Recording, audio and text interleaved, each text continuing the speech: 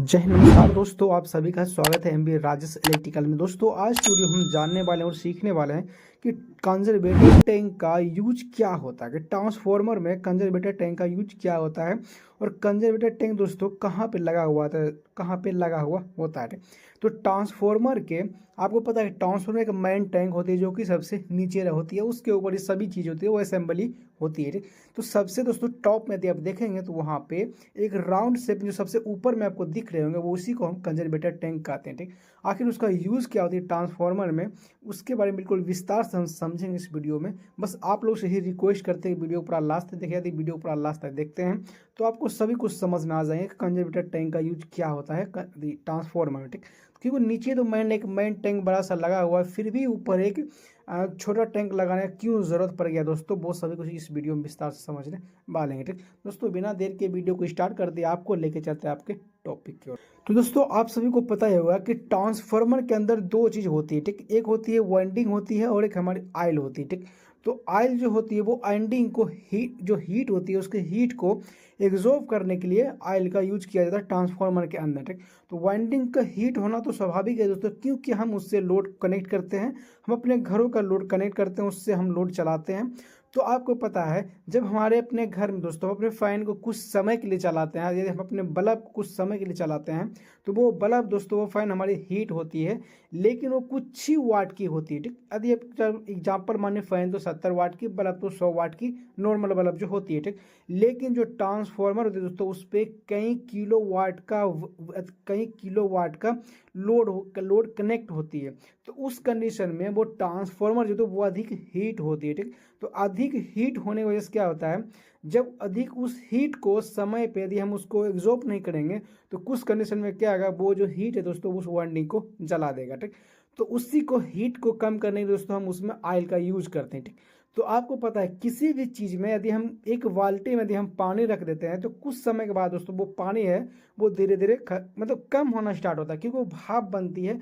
भाप के माध्यम से यदि धूप में रख दें तो भाप के उष्मा बनकर दोस्तों वो जो पानी है वो उड़ जाती है। तो सेम उसी प्रकार से जो ट्रांसफार्मर के अंदर होती है ऑयल जब हम डालते हैं तो उसमें ट्रांसफार्मर हमारे कंटिन्यू रनिंग रहती है और रनिंग होने के कंडीशन से वो ऑयल हमेशा हमारा हीट होती है। ठीक, तो हीट होने के बाद क्या होता है, जब दोस्तों एग्जांपल हम आपको बताते हैं, जब हम कोई दूध को गर्म करते हैं तो उस कंडीशन में यदि आप देखेंगे तो वो दूध जो हमारी जब अधिक हीट हो जाती है तो वो ऊपर की ओर आने लगती है। जब ऊपर की ओर आने आती है तो उसको हम फैलने के लिए जगह नहीं देते हैं तो वो दूध हमारी नीचे को गिर जाती है। जब इसको हम बड़ा चीज़ कुछ फैलाने के लिए या फिर हीट को कम कर दें तो वो गैस अपनी नॉर्मल कंडीशन में आ जाती है। ठीक, सेम उसी प्रकार से ट्रांसफार्मर में जब हीट होती है तो ऑयल इसकी हीट होती है। हीट होने के बाद क्या होता है, ऑयल अपनी जगह खोजती है उसको फैलने के लिए, उबलने लगती है जब ऑयल, तो उबलने से क्या होता है वहाँ पे जो कुछ समय के बाद वो ऑयल भी थोड़ा कम हो जाता है। ठीक, कम होने के बाद क्या होता है, यदि वाइंडिंग से नीचे ऑयल चला गया तो आपको पता है कि नीचे जाने के बाद जो हमारी वाइंडिंग है वो हीट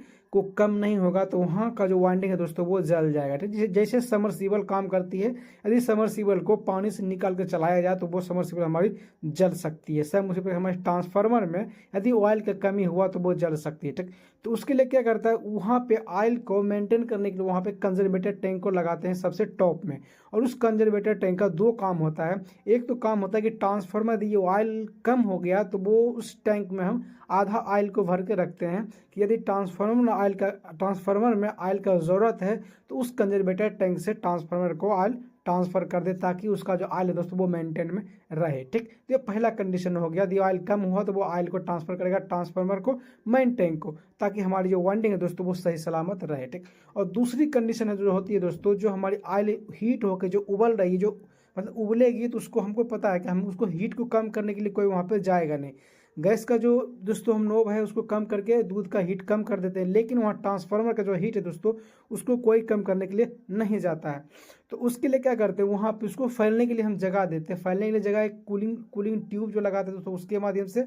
लेकिन जब ज़्यादा होता है तो वो ऊपर की ओर जाएगा, ऊपर की ओर जाने के बाद क्या होता है, वहाँ पे कंजर्वेटर टैंक में जब आधा ऑयल भरते हैं आधा खाली रखते हैं, जब हमारी ऑयल हीट होकर उबलती है ऊपर की ओर जाती है तो वो कंजर्वेटर टैंक में चली जाती है, वो वहाँ पे वो एडजस्ट हो जाती है, क्योंकि आधा भरा हुआ आधा खाली है। तो वहाँ का ऑयल जो ट्रांसफार्मर जो मेन टैंक का ऑयल है दोस्तों वो ऊपर की ओर जाती है और ऊपर की ओर जाने के बाद वो टैंक में फैल जाती है। तो उससे क्या होता है कि ट्रांसफर ऑयल जो दोस्तों वो ट्रांसफार्मर में वो उसको फैलने की जगह मिल जाती है। उसके बाद उस जगह में फैल के उसके बाद कुछ देर के बाद वो नॉर्मल कंडीशन में आने के बाद फिर अपने कंडीशन में वो नीचे आ जाती है। तो कंजर्वेटर टैंक का लगाने का दोस्तों मेन मकसद यही होता है कि ऑयल जब कम पड़ेगी तो उस मेन टैंक को ऑयल भी प्रोवाइड करेगी, और जब ऑयल हीट होकर वो फैलने के लिए जगह खोजेगी तो उसको जगह देने के लिए कंजर्वेटर का ही टैंक लगाई जाती है उसके लिए। और दोस्तों यहाँ पर देखेंगे जो हमारी जो ट्रांसफार्मर है वो सांस लेने और छोड़ने का जो काम करते हैं वो कंजर्वेटर टैंक के माध्यम से ही करती है, क्योंकि वहाँ पे एक ब्रीदर लगा दिया जाता है उसी टैंक में, उसी के माध्यम से हमारी जो ट्रांसफार्मर वो सांस छोड़ती है और सांस लेती है।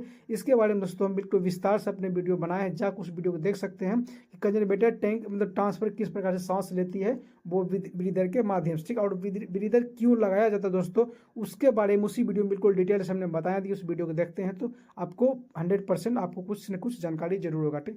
दोस्तों कंजर्वेटर टैंक का लगाने का मेन मकसद दोस्तों यही होता है कि ट्रांसफार्मर को हमेशा हर चीज़ से मतलब सेफ्टी प्रोवाइड करी जाती है।